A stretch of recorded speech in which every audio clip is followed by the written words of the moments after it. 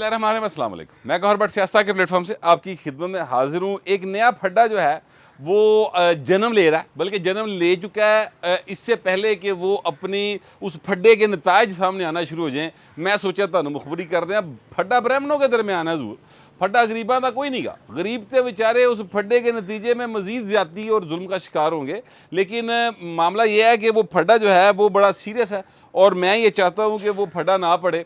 सच्ची बात ये है, लेकिन चूंकि मुझे दिखाई दे रहा है कि ऐसा होने जा रहा है, इसलिए मैंने सोचा आपके साथ मैं ये चीज़ें शेयर कर लूँ। मैं आपको कुछ सीन बताऊंगा, सीन नंबर 1, 2, 3, फिर आपको ये शायद मैं समझाने में कामयाब हो जाऊँ कि फड्डा क्या है। सीन नंबर 1 ये है कि जनाब मियाँ नवाज शरीफ और उनकी जो इमीडिएट फैमिली, यानी उनकी उनकी जो बेटी हैं, उनके बेटे, मियाँ साहब के भाई जनाब जो शहबाज शरीफ साहब हैं, इस वक्त के वज़ीर आज़म हैं, उनके साहबजादे, इन सब के दरमियान एक अंडरस्टैंडिंग थी कि अगली बारी मरीम नवाज या और हमजा शहबाज, यानी असी दोवें भरा जेडे वो हुण जरा सियासत तो पिछे हटिए और इनको आगे करें ताकि ये काम करें। आपने देखा होगा, इसीलिए जो मुस्लिम लीग नून की एक मरकज़ी तंजीम थी, यानी जो मेन पार्टी है, उसमें मरीम नवाज़ को ओहदा दिया गया, जिस पर शाहिद खान अब्बासी नाराज़ हुए, आप जानते हैं। अच्छा, उसी में फिर जो पंजाब के सदर हुआ करते थे हमजा शहबाज, उन्होंने उतों चुक के ते उत्ते ले जाया गया मरकज़ी तंजीम में और राना सना को बनाया गया पंजाब का सदर। तो मैं एक्चुअली बताना ये चाह रहा हूँ कि अंडरस्टैंडिंग थी और उस अंडरस्टैंडिंग के नतीजे में अगली बारी मरीम नवाज़ की बनती थी ऊपर फेडरल में, नीचे हमजा शहबाज की बनती थी। पायन फड्डा पै गया। फड्डा ये पड़ गया कि चाचू की कारकर्दगी, शहबाज शरीफ साहब की कारकर्दगी, जो कि वो बड़े डेडिकेशन के साथ काम करने वाले आदमी है। वैसे मैं शहबाज शरीफ साहब, मैं ये आपको बता दूं, उन्होंने जो काम करना होता है ना पायन, वो कर गुजरते ना दिन वेखदा ना रात वेखदा, ना दोपहर वेखदा ना शाम वेखदा। वो ऐ सोचता भी नहीं कि मैं रोटी खाधी कि नहीं खाधी, बस वो दवाई का फक्का मारदा, तुर पैंदा और फिर चीज़ें जो है वो बाकायदा शहबाज स्पीड के साथ वो ठीक करता है। तो ये उनको बहुत पसंद आ गई। सर जी वो दुल्हन वो जो पिया मन भाई, तो सर तुझा पिया कौन है? सर मेरा पिया घर आया, वही सर बड़े घर वाले। वो बड़े घर वाले जो है ना, उनको शहबाज शरीफ बड़े पसंद आ गए हैं और वो उनकी तारीफ़ें कर रहे हैं। अल्लाह माफ़ी, मैं आपको पहले भी गुजारिश कर चुका हूँ कि वो ऐसी तारीफ़ें की जा रही हैं जैसे इमरान खान की थी, सवाए एक तारीफ़ के हैंडसम बड़ा, बस ए नहीं वो लफ्ज़ कह रहे हूँ हैंडसम बड़ा। ये कपड़ों की तारीफ़ करते हैं, बाकी सारी गल्लां करी जा रहे हैं। और जो है अपना ईमानदार, वो कहते हैं बड़ा ज़बरदस्त आदमी सर। वो बंदा पूछे 24 अरब का केव जड़ा वो किन्ने बनाया सी? गलत था, झूठ था, लेकिन उदों तो तुसीं कहंदे सो सारे का सारा टब्बर चोर है, ठीक है, गली गली में शोर है, ये नारा था ना जनरल फैज़ ने दिया हुआ। तो मैं एक्चुअली कहना ये चाह रहा हूँ कि अब शहबाज शरीफ उनको आ गया पसंद, और मियाँ साहब बड़े जो हैं, ये नहीं कि वो पसंद नहीं है, ये भी ज़हन में रखिएगा। बड़े मियाँ साहब की बुज़ुर्गों की तरह, अपने बड़े भाइयों की तरह इज़्ज़त है और वो इस्टेब्लिशमेंट भी भाइन दिलों से उनकी इज़्ज़त करती है। लेकिन मामला ये है कि वो कहते हैं कि भाइन जी शहबाज हमें कबूल है और शहबाज के साथ होने वाली परवाज़ जो है ना, उन्हें सानू मज़ा देता है, तो इसलिए इनको रहने दें।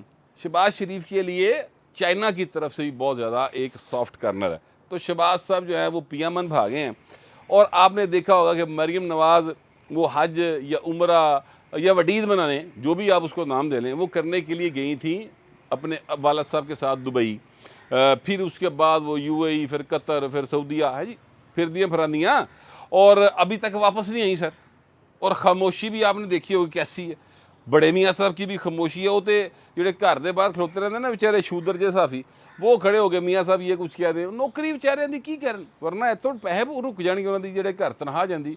बड़े जालम सेठ हैं सर, ये पैसे नहीं देते, फिर वो बेचारे खलोते रहते। मियाँ साहब ही हस के एक अद्धा जुमला किसी ने कह देंगे, किसी ने कहते फिर सही, तो बेचारे उससे जी राजी हो जाते, चलो साडा दिन टप गया, साडी खबर पै गई कोई।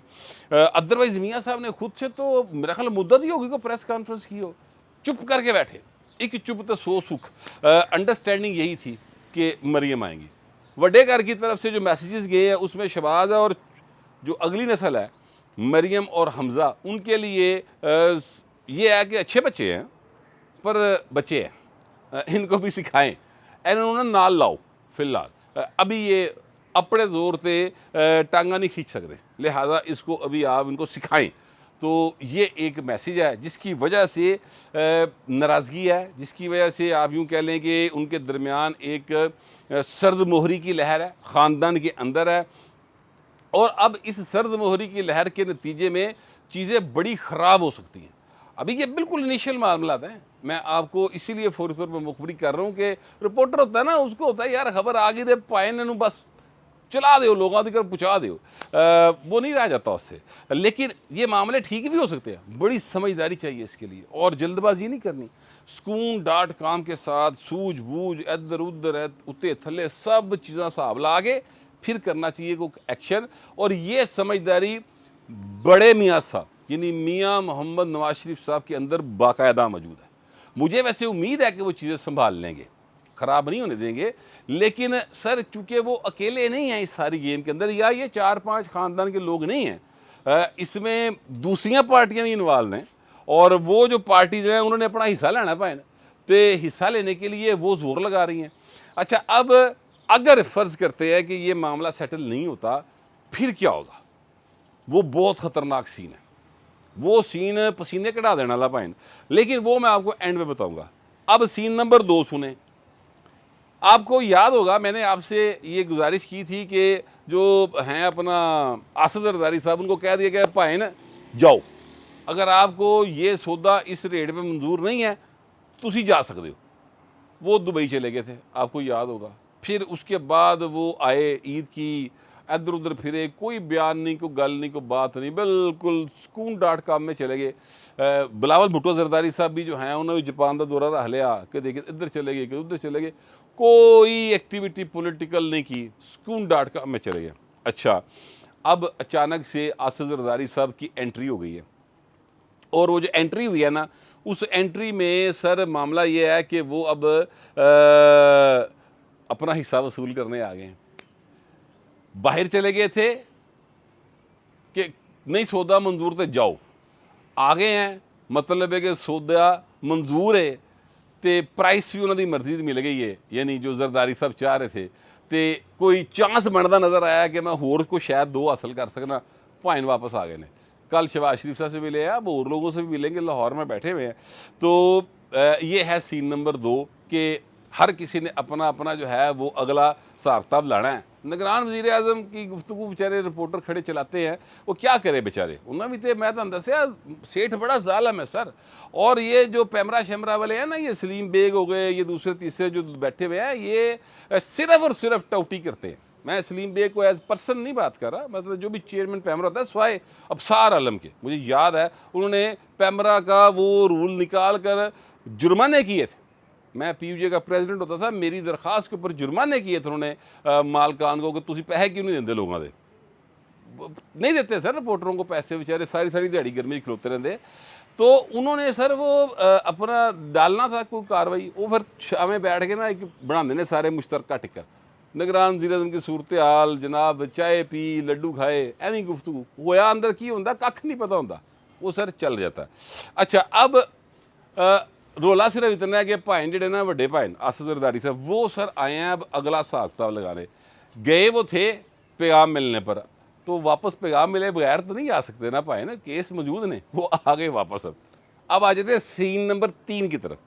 सीन नंबर 3 जो है वो इससे भी ज़्यादा एक मज़ेदार सीन क्रिएट कर रहा है।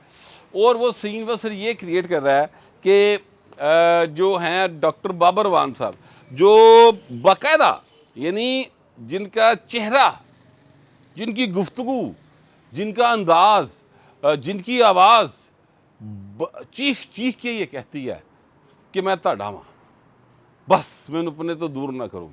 उन्होंने दूर नहीं किया होया, वो ये ट्वीट कर रहे हैं कि इंशाल्लाह हम इस भंवर से कश्ती निकाल लेंगे, इस तरह का ट्वीट उन्होंने किया है। इमरान खान की फ़ोटो शोटो ला के ना कोई इंज दी गल्लां करके। तो एक सीन, इस सीन का जो सब सीन है ये है। एक दूसरा सीन, एक और यूथिया साफ़ी, बड़ा मनूस किस्म का यूथिया साफ़ी। कुछ यूथिया साफ़ी होते हैं जो मनूस नहीं होते, नहीं शक्लां ते कम अज़ कम खुशी हासा हुंदा है, मतलब है कि भावें ए बुरे दिन होण उन्हां दे उत्ते, उनके हिसाब से बुरे दिन है, लेकिन वो उनका चेहरा जो है ना फिर भी खिला होता है। ज़रा सड़े हुए करैक्टर नहीं होंदे। ये जिसकी मैं बात कर रहा हूँ ये सड़िया करैक्टर है, ठीक है। उन्हें क्या साड़ी भाई बर्फ पिघलन लगी जे, इस तरह करके ट्वीट किया। मैं नाम इसीलिए ले रहा कि मैंने उनके बारे में अपने जो दिल के जज्बात हैं ना उसका इजहार कर दिया है, तो मैं अब नाम नहीं लूँगा उनका, ठीक है। मैं आपसे गुजारिश करूँ कि ये दो चीज़ें, और फाइनल जो है ना इस सीन का कुहाड़ी मार सीन, वो ये है कि Imran Ahmed Khan Niazi DIG SSP 3 SPs को इन्वेस्टिगेशन के अंदर बैठ के कह रहा है कि मैंने वापस आ लें दो, मैं आने लगा, मैं तुहानू छड्डांगा नहीं। अच्छा, अब ये जो सारा सीन है ना, इसमें सर लग ये रहा है कि इमरान खान की बात कहीं ना कहीं चलनी शुरू हो गई, कितने ना कितने कोई ना मरोला ब्रेक थ्रू जा रहे हैं।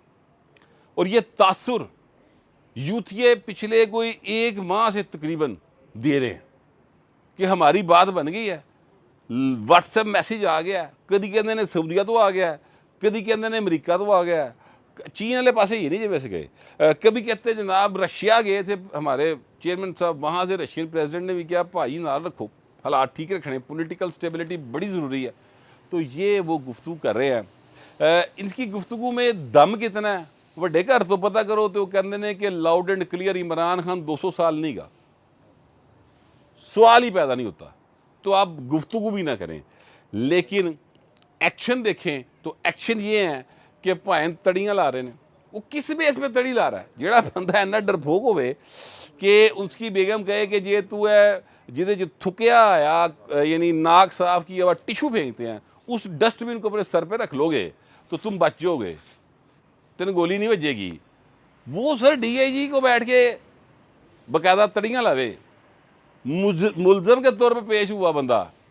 सर ये कोई मेरा मतलब है कोई जगह डाकू थोड़ी है, ठीक है, ये बहादुर नहीं है, मेरा कहने का मतलब ये है। तो चीज़ें जो है ना वो चुगली खा रही हैं। अब एक ही सीन है कि बाबर अवान और वो मनहूस साफ़ी और इस तरह के होर जो 2 4 5 करैक्टर हैं, वो इमरान खान के कान में जाके कह देते हैं कि भाई ने परेशानी होना साडा हथ पहुँचता पाया, उधरों आया कि चलो ब्रेक ते पैर से रखो ना, कर लेने। तो इससे इमरान खान जो है ना उसको उम्मीद बनती है और वो बड़का मारता है। एक बात ये हो सकती, दूसरी बात ये हो सकती है कि जनाब जिस तरह शेख रशीद साहब हैं, यानी वो मफरूर हैं, वो कहते हैं मेरे लिए छापे मार दे पे, तुसी को मेरा मतलब है कि तोरा बोरा दी पहाड़ी च लुक गए जाके, ਇੱਥੇ ही ना इस्लामाबाद बहरी आ के बैठे हो गए, शहीदे नूं फड़ना केड़ा गोडा मसला है। लेकिन नहीं पकड़ा जा रहा, इसलिए कि सर सारा कुछ पुल आउट नहीं करीदा होंदा, अपनी जेड़ा ना उत्ते चीज़ां रखी दी होंदी हैं। तो वो जो चीज़ है ना वो भी क्या छोड़ती है इमरान खान को कि खान मेरी गल बनती पई, तू घबराना नहीं गा, देख लै मैंने नहीं फड़िया उन्होंने। तो ये एक इमरान खान को होप मिल रही है। वो कहते ने बिल्कुल झूठियाँ होपां हैं, ऐसा कोई सीन नहीं है। ये है सर सीन नंबर 3।